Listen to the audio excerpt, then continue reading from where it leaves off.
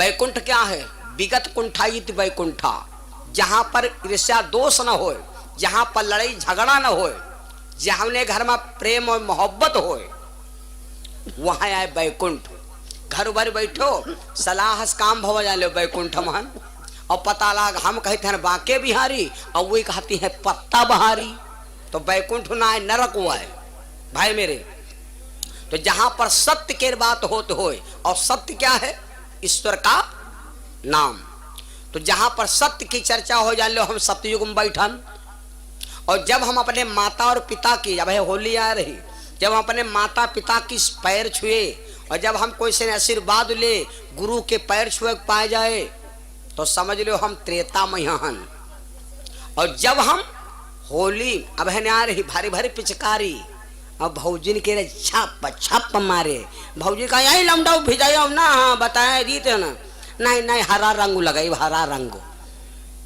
कोई कोई हरा रंग लगावत, कोई कोई देखे न है जला मोबिल और बहन निकाल लेने जी के जला मोबिल निकाले मारे छाड़ी हैं भैया। तो जब हम होली खेले और बढ़िया हंस बोले, खूब बढ़िया मिले मिलाए हैं आपस में यहाँ खूब, तो समझ लो हम द्वापर महन। और जब हम इस शरीर के अंदर भरक चाहिए अच्छी चीज, और इसके अंदर भरे कच्छ मच्छ 12 नरसिंह गलत काम करे तो हम कलयुग महन भाई। इस 4 युग है शरीर पर, चाहे जौने युग में का ढाल लो, वही युग में चल लिए तैयार है।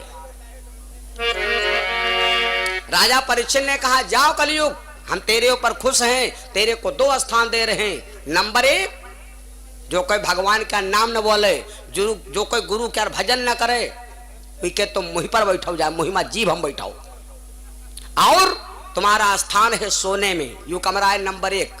कलयुग जैसे सुना तो राजा परीक्षित के मुकुट रहा सोने क्या, सोचे दादा लाओ यह के रे मुकुट में बैठे पहले हम। वहां से कलयुग उठा भैया,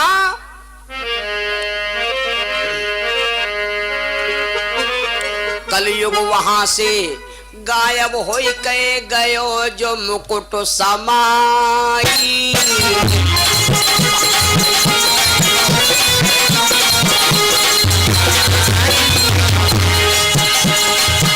और कलयुग राजा के मुकुट में फौरन गयो समाई,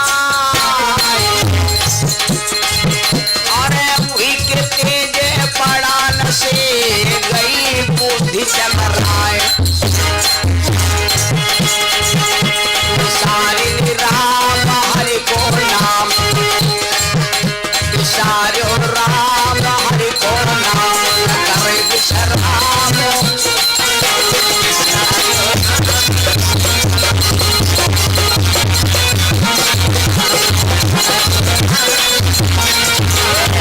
राजा परीक्षित के मुकुट कलयुग में भैया, राजा परीक्षित का जो मुकुट था वो सोने का था।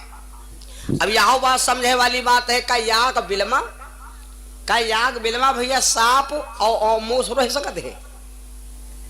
अगर मूस और सांप याग के बिलमा घुसेर दियो तो मूस उड़ाते हम सांप खा जाई। बिलैया चूहा यहाँ कम बंद कर दो तो बिलैया है, बकरी और सियार याक में बंद कर दो तो रात में बकरी सियार खाए जी नहीं खाए जी।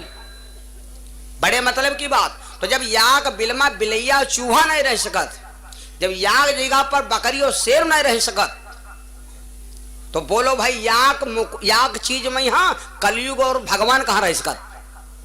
और भगवान और न राजा की बात कटी न भगवान की बात कटी। राजा और भगवान की एक उपाधि होती, राजा और भगवान की उपाधि क्या होती है? भगवान के दर्जा पर।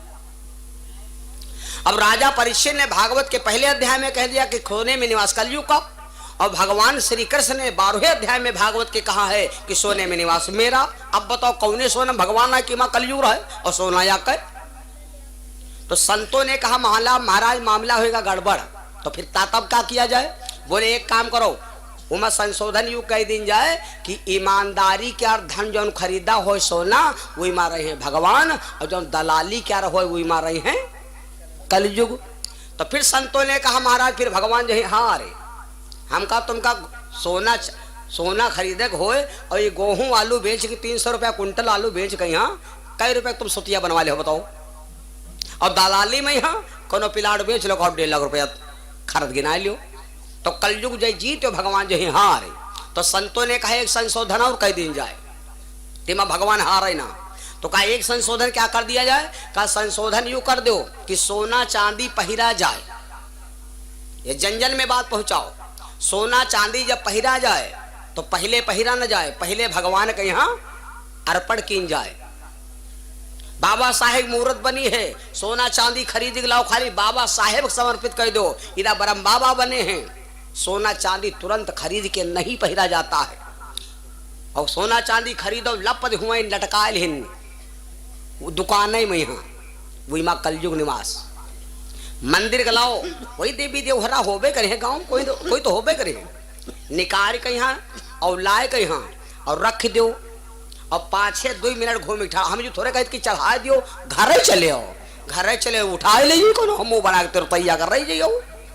सुआरो तो बहुत है तो यो हम नहीं कहते कि निकाल के धर दो ना, 5 मिनट खाली घूमे खड़े हो जाओ और कह दो हे ब्रह्म बाबा महाराज, हे देवता, हमारी वस्तु तुम्हारे समर्पित है।